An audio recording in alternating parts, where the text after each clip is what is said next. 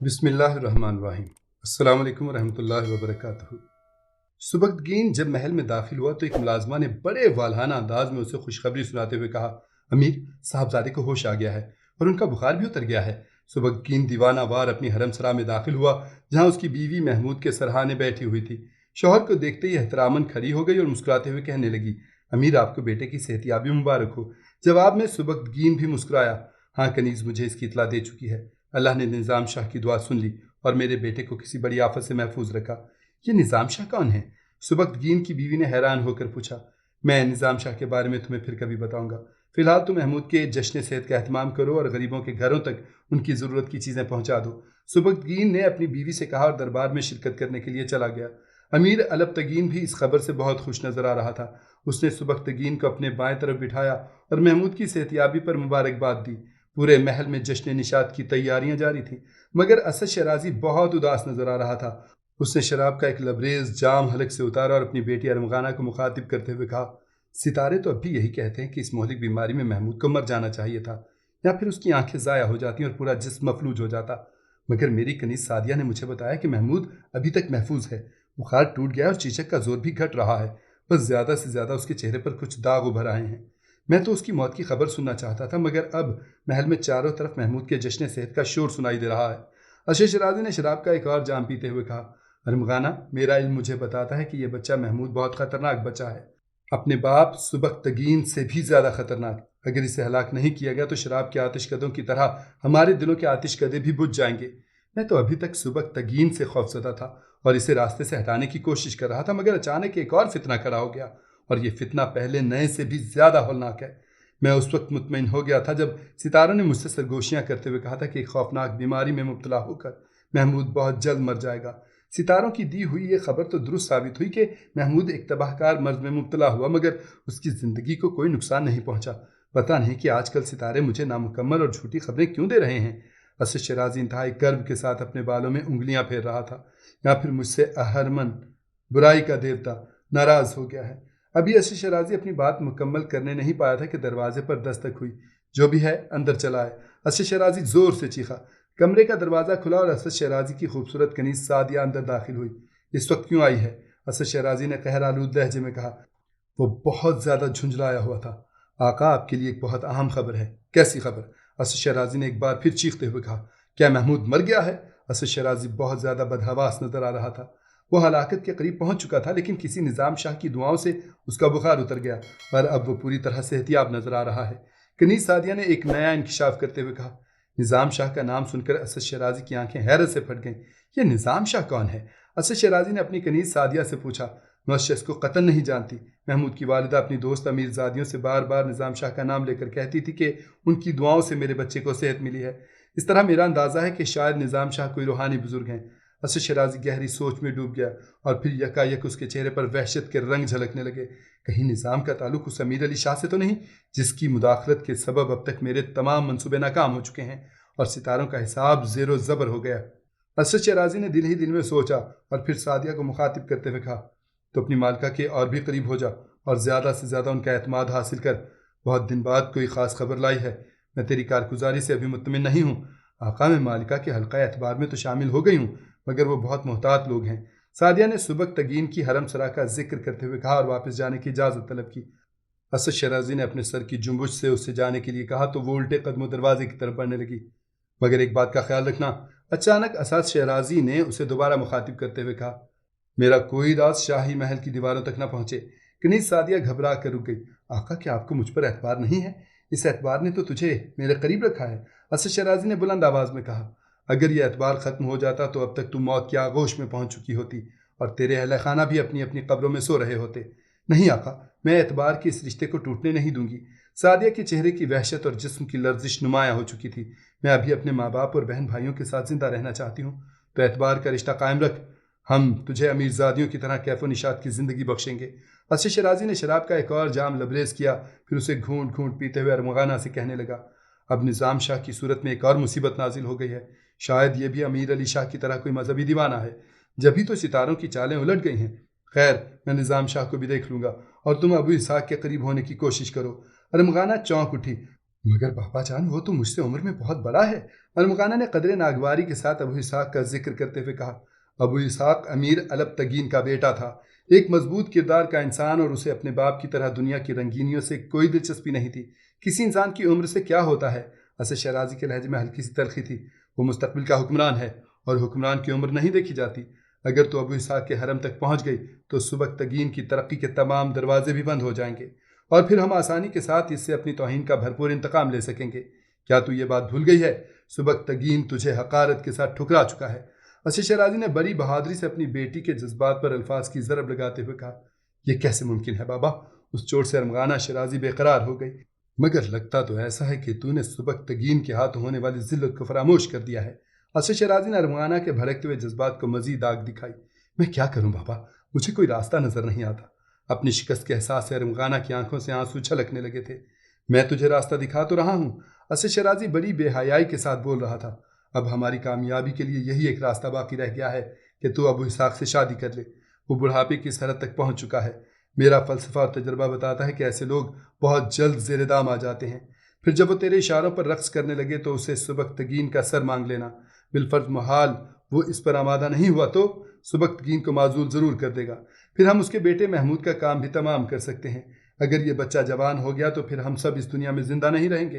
अरमगाना, मुझे सितारों ने बताया है कि महमूद की ज़िंदगी हमारी मौत है, बड़ी अजियतनाक और ज़िल्लत और रुसवाई की मौत। यकायक असद शराजी के चेहरे पर खौफ व दहशत की परछाइयाँ लहराने लगीं। आप मुतमिन रहें बाबा। अरमगाना बाप के कदमों से लिपटी हुई थी। वो बोली, मैं आपके उसूलों की ज़िंदगी के लिए अपनी ज़िंदगी तक कुर्बान कर दूंगी। अरमगाना बज़ाहिर बाप को तसल्लियाँ दे रही थी, मगर दरपर्दा उसके दिल में इक़्तिदार की ख्वाहिश करवटें ले रही थी, और वो ख्यालों की दुनिया में अपने सर पर ताज ज़रनिगार जगमगाता हुआ देख रही थी। अभी असद शराजी ने अपने मंसूबे का आगाज़ किया ही था कि एक दिन अमीर अलब तगीन का इंतकाल हो गया, और गजनी के दरो दीवार शोर मातम में डूब गए। अमीर अलब तगीन के इंतकाल से गजनी की फ़िज़ा बहुत ज़्यादा सोगवार हो गई थी। असद शराजी ने इस मौके से भरपूर फ़ायदा उठाने की कोशिश की।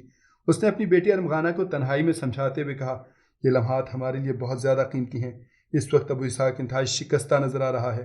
तुम ताज़ियत के बहाने उसके पास जाओ और फिर अपने खूबसूरत अल्फाज का जाल इस तरह फैला दो कि अबू इसहाक ज़िंदगी भर उनके रेशमी फंदों से आज़ाद ना हो सके। असद शराजी की गुफ्तगू सुनकर अरमगाना मुस्कुराई, मगर फ़ौरन ही उसके चेहरे पर फ़िक्र और परेशानी का गहरा अक्स उभर आया। मगर बाबा जान, मुझे सुबकतगीन से बहुत ख़तरा है, इसलिए कि सुबकतगीन अबू इसहाक के बहुत ज़्यादा करीब है। कहीं वो मेरी कुर्बत को शक की निगाह से न देखे और माजी के वो वाक़यात न दोहरा दे जो हमारे लिए बहुत तकलीफ दे हैं। अगर उसने ऐसा किया तो फिर आपका मंसूबा नाकाम भी हो सकता है और हमारे लिए नई दुश्वारियाँ भी पैदा हो सकती हैं। असद शराजी गहरी सोच में डूब गया। अरमगाना के अंदेशे नए ख़तरात की निशानदही कर रहे थे। वो चंद लम्हों तक अपने ख्यालात में उलझा रहा, फिर उसके अय्यार जहन ने नया ज़ाविया तराश लिया। नहीं मेरी नादान बेटी, ऐसा नहीं होगा। अभी तेरा जहन इंसानी फितरत के पेचो गम से वाकिफ़ नहीं। अगर एक बार अबू इसहाक तेरी तरफ मुतवज्जे हो गया तो फिर हज़ारों सुबकतगीन मिलकर भी उसे उसके इरादों से बाज नहीं रख सकते। अभी तुझे हुक्मरान मर्दों की दुनिया में खूबसूरत औरतों के किरदार की ताकत का अंदाज़ा नहीं। इस दुनिया में ज़हद और तकवा के लिबास दौलत और हुस्न की आग ही से जलते हैं। इन आहनी मुजस्समों को हमेशा सेमो ज़र की तपिश और हुस्न की हरारत ही ने पिघलाया है। अबू इसहाक तो एक बहुत कमज़ोर मुजस्समा है, शायद वो हल्की सी आँच भी बर्दाश्त न कर सके, मगर शर्त यही है कि वो एक बार तेरी तरफ देख ले।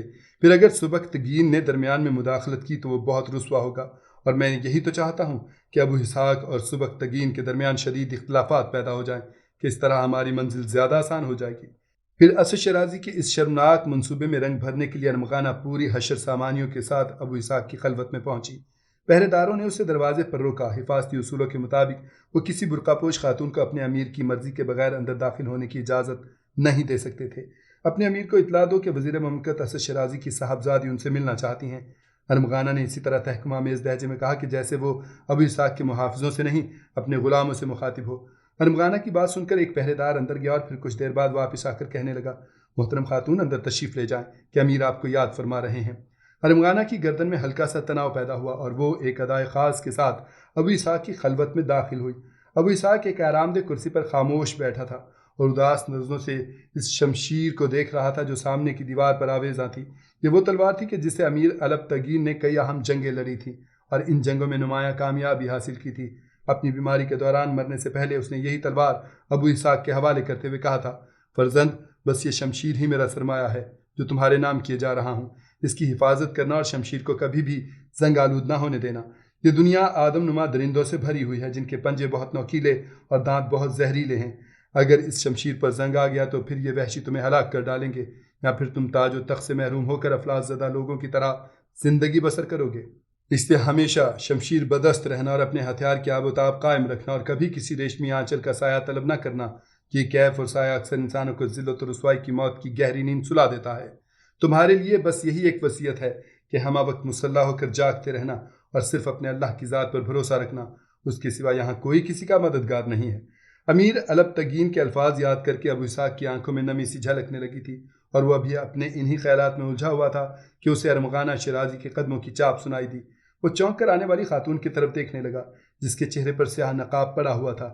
ارمغانہ نے آہستہ سے نقاب ہٹایا اور نصف قد تک جھک کر ابو اسحاق کو سلام کیا۔ پھر وہ سیدھی کھڑی ہو گئی اور غزنی کے حکمران کی طرف مخمور نگاہوں سے دیکھنے لگی۔ ارمغانہ چاہتی تھی کہ پہلی ملاقات میں ابو اسحاق اس کے بے پناہ حسن کا شکار ہو جائے۔ اسد شیرازی کی بیٹی کو دیکھ کر ابو اسحاق حیران رہ گیا۔ اتنا دل فریب چہرہ آج تک اس کی نظروں سے نہیں گزرا تھا۔ چند لمحوں تک وہ حیرت و سکوت کے عالم میں اس لڑکی کو دیکھتا رہا جو بڑی بے باکی کے ساتھ خلوت شاہی میں تنہا کھڑی تھی۔ خاتون، آپ نے کس لیے زحمت کی؟ ابو اسحاق نے بہت نرم اور شائستہ لہجے میں پوچھا۔ اچانک ارمغانہ کا دلکش چہرہ اداس نظر آنے لگا۔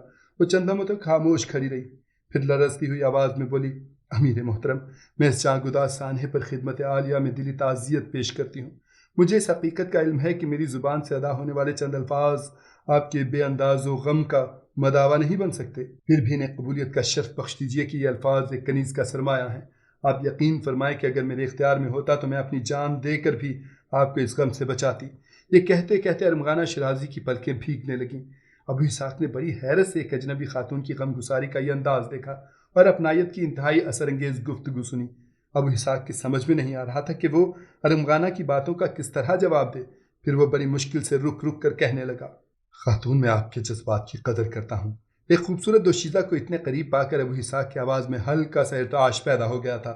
امیر کے انتقال پر ابھی تک کسی شخص نے اس طرح مجھے تعزیت پیش نہیں کی ہے۔ میں آپ کا شکر گزار ہوں کہ آپ نے میرے ذاتی غم کو اتنی شدت سے محسوس کیا۔ مجھے فخر ہے کہ میری مملکت میں ابھی ایسے غم گسار موجود ہیں، اور کیوں نہ ہوں کہ آپ کا تعلق اسد شیرازی جیسے شفیق و مہربان انسان سے ہے۔ وہ اپنے دل میں ملت اسلامیہ کے لیے گہرا درد رکھتے ہیں۔ میں یہ راز جانتا ہوں کہ اسد شیرازی نے کئی مواقع پر اسلحہ خریدنے کے لیے حکومت کو قرض بھی دیا ہے۔ ابو اسحاق کی گفتگو سن کر ارمغانہ کے دل میں خوشی کی ایک تیز لہر اٹھی۔ اب اسے اپنی منزل زیادہ قریب نظر آ رہی تھی۔ ارمغانہ نے محسوس کیا کہ بڑھاپے کی سرحدوں پر کھڑا ہوا حکمران اس کے توبہ شکن حسن کا اسیر ہوتا جا رہا ہے۔ یہ سوچ کر ارمغانہ چند قدم اور آگے بڑھی۔ اب اس کے اور ابو اسحاق کے درمیان بہت کم فاصلہ رہ گیا تھا۔ امیر علی مقام، ارمغانہ شیرازی نے ابو اسحاق پر اپنے الفاظ کا سحر طاری کرنے کے لیے نیا لہجہ اختیار کیا۔ میں نہیں جانتی کہ حکومت اور والد محترم کے درمیان کس قسم کے مراسم ہیں، اور اگر وہ کچھ قرض بھی دیتے ہیں تو یہ کوئی احسان نہیں ہے کہ انہوں نے اس ملک میں رہ کر سب کچھ حاصل کیا ہے۔ میں تو یہاں تک کہنے کے لیے تیار ہوں کہ اگر حکومت مہربان نہ ہوتی تو آج اسد شیرازی کچھ بھی نہ ہوتے۔ ارمغانہ شیرازی کی گفتگو نے ابو اسحاق کو ایک بار پھر چونکا دیا تھا۔ تم ایک روشن خیال اور ذہین خاتون ہو ارمغانہ۔ اس مرتبہ ابو اسحاق نے اسے اس کے نام سے مخاطب کیا تھا۔ مجھے حیرت ہے کہ میری مملکت میں ایسی سوچ رکھنے والی خواتین بھی موجود ہیں۔ میں نے آج تک تمہیں کسی شاہی تقریب میں نہیں دیکھا۔ ابو اسحاق آہستہ آہستہ ارمغانہ سے بے تکلف ہوتا جا رہا تھا۔ امیر ذیشان، ارمغانہ شیرازی نے ایک بار پھر اپنا لہجہ بدلا، مجھے اس کا دکھ نہیں کہ غزنی کے حکمران نے آج سے پہلے اس کنیز کو کسی شاہی تقریب میں نہیں دیکھا، بلکہ اس کا افسوس ہے کہ میرا محبوب فرما روا آج ناقابل بیان صدمے سے دوچار ہے، اور میں اس راز سے بھی باخبر ہوں کہ امیر معظم کئی راتوں سے ایک لمحے کے لیے بھی نہیں سوئے ہیں۔ ارمغانہ کی غم گساری کا انداز بہت نشین تھا، اس لیے ابو اسحاق کے چہرے پر ابھرنے والے حیرت کے سائے مزید گہرے ہو گئے۔ ہم نہیں جانتے تھے کہ ہماری مملکت کے کسی گوشے میں کوئی اس قدر حساس خاتون بھی رہتی ہے۔ امیر محترم، میرا یہ احساس میرے فرض کا دوسرا نام ہے، اور آج میں اس فرض کا واسطہ دیتے ہوئے عرض کرتی ہوں کہ آپ سو جائیں، ورنہ یہ بے خوابی آپ کے اعصاب پہ برے اثرات مرتب کرے گی، اور جب آپ شکستہ ہوں گے تو پوری مملکت کی نیندیں حرام ہو جائیں گی۔ اس لیے آپ کا پرسکون رہنا بہت ضروری ہے۔ ارمغانہ شیرازی آج ہی اپنی تقریر کے سارے ہنر آزما لینا چاہتی تھی۔ ہم سو جائیں گے ارمغانہ، ہم سو جائیں گے، ابو اسحاق نے بے تکلفانہ لہجے میں کہا۔ ابھی والد محترم کی جدائی کا زخم تازہ ہے، اس لیے خلش ہمیں سونے نہیں دیتی۔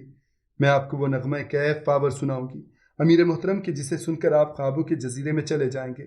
یہ کہہ کر ارمغانہ ابو اسحاق کے سامنے گھٹنوں کے بل جھک گئی۔ نہیں ارمغانہ، ہماری سماعت ایسے کسی نغمے سے آشنا نہیں۔ ابو اسحاق نے اس طرح اپنا دایاں ہاتھ بلند کیا جیسے وہ ارمغانہ شرازی سے خاموش ہو جانے کے لیے کہہ رہا ہو۔